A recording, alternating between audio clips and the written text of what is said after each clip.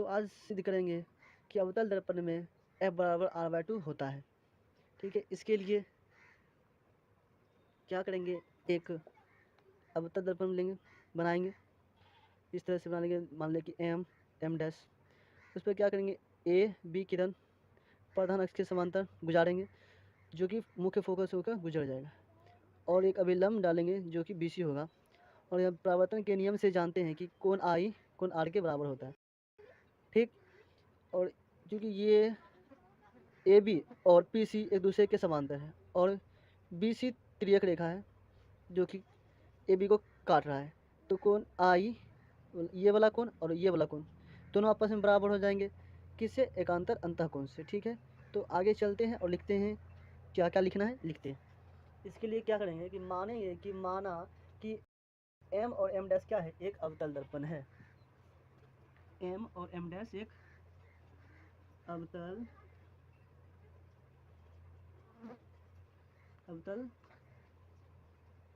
दर्पण है। ठीक, उसके बाद जिस पर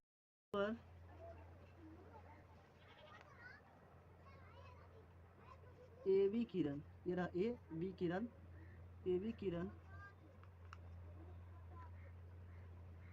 दर्पण पर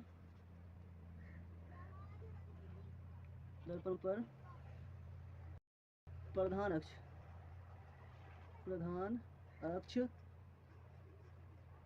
के समांतर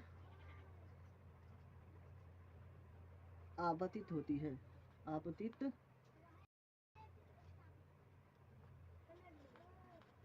आपतित होती है। ठीक, जो परावर्तन हुआ, ये परावर्तन के बाद F से होकर BD दिशा में चली जाती है। लिखेंगे जो परावर्तन के बाद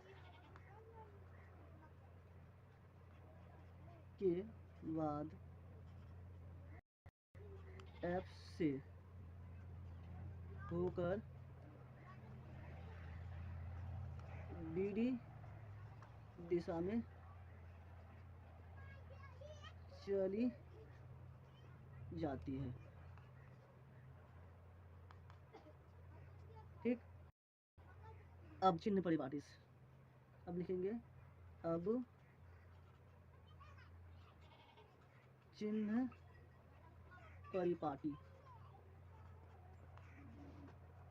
परिपाटी से देखते हैं।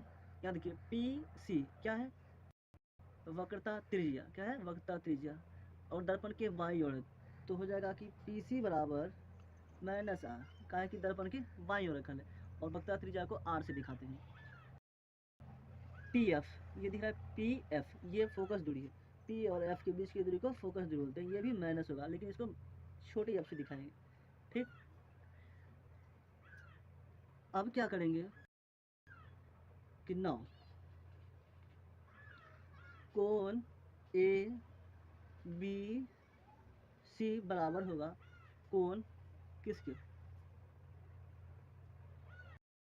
ABC, ये वाला कोण बराबर होगा कोण CBF, मतलब ये कोण CBF के, किससे, ब्रैकेट में परावर्तन नियम से, परावर्तन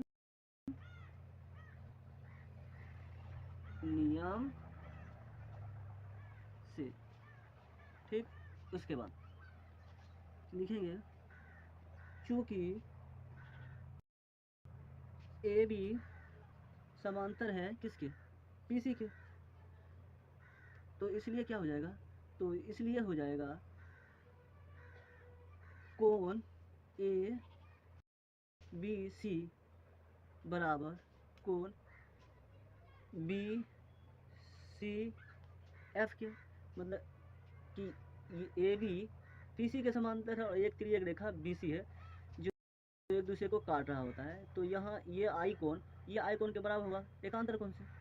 ठीक है, लिख देते हैं एकांतर कोण से, एकांतर अंतः कोण से। ठीक, अब यहाँ तक समझ आया, आगे चलते हैं, इसको मिटाते हैं। ठीक,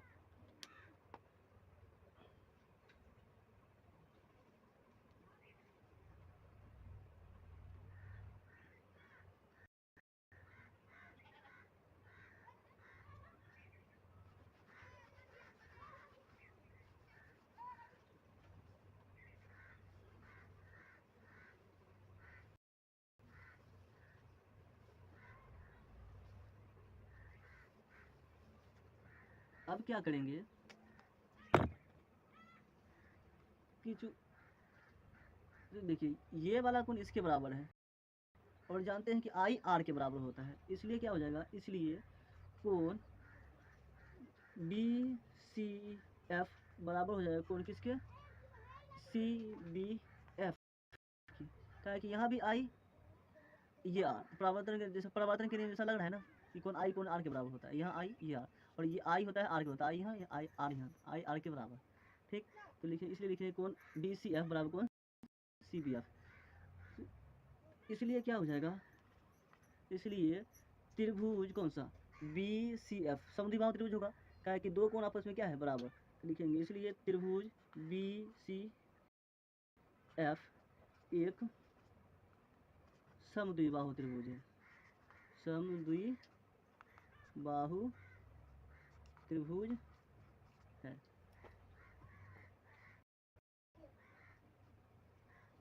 ठीक, इसलिए क्या हो जाएगा कि समद्विबाहु त्रिभुज के सामने वाला भुज आपस में बराबर होते हैं।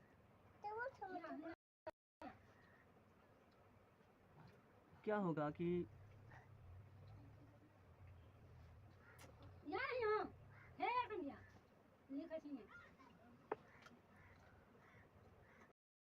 बी एफ बराबर हो जाएंगे किसके, सी एफ। ठीक, क्या होगा, ये दोनों समद्विबाहु, ये क्या है समद्विबाहु त्रिभुज है। ठीक, यदि यदि लिखेंगे यदि बी बिंदु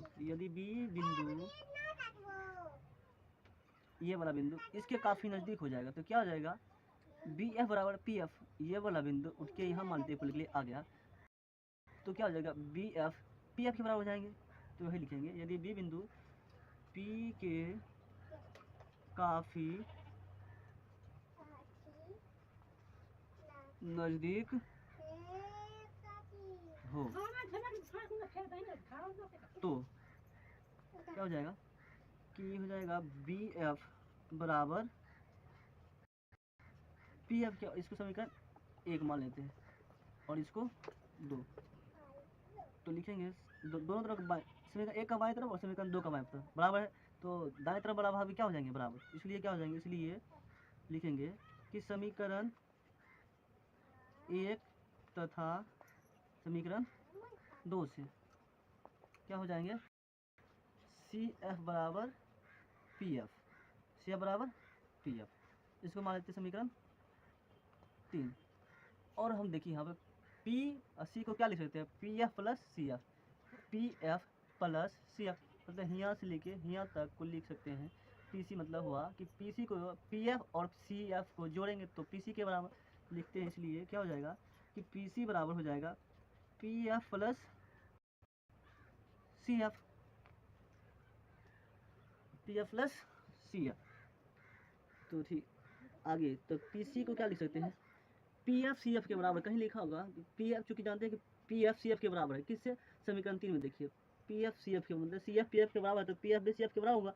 हम सी एफ को कोई जरूरत ही नहीं है, हमको P F C F focus दूरी चाहिए, तो क्या हो जाएगा पी एफ को पी एफ ही रहने देते हैं और सी एफ जगह पी एफ लिख सकते हैं, कहा है कि सी एफ पी एफ के बराबर है। ठीक, यहाँ तक समझ में आया, ठीक है, इसको हम मिटाते हैं।